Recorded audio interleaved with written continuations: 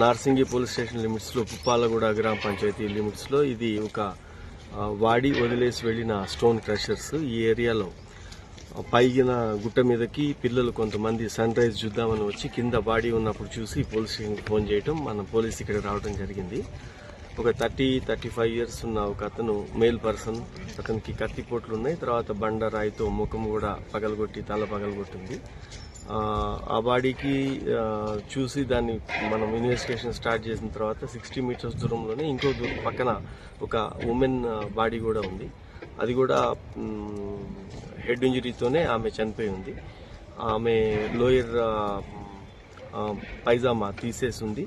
కాబట్టి ఇది ఈ రెండు మర్డర్స్ ఒకటే చేసి ఉండొచ్చు. బహుశా ఇది లాస్ట్ నైట్ అయింది.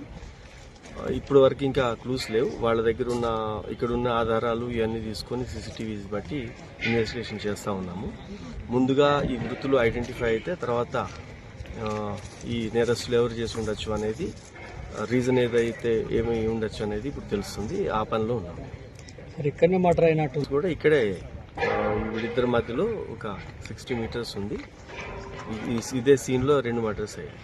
30-35 ఉండొచ్చు ఇద్దరికి కూడా. ఈ మనిషిని మేల్ పర్సన్ కి చేతి మీద ఒక టాటూ ఉంది, ఓం అని.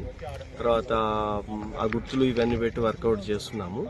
ఇతను కన్స్ట్రక్షన్ కంపెనీలో ఏదన్నా ఒక లేబర్ చేస్తుంటాడు అనేది ప్రాథమికంగా బట్టలు షూని బట్టి ఒక ఐడెంటిటీ ఉంది అతనికి.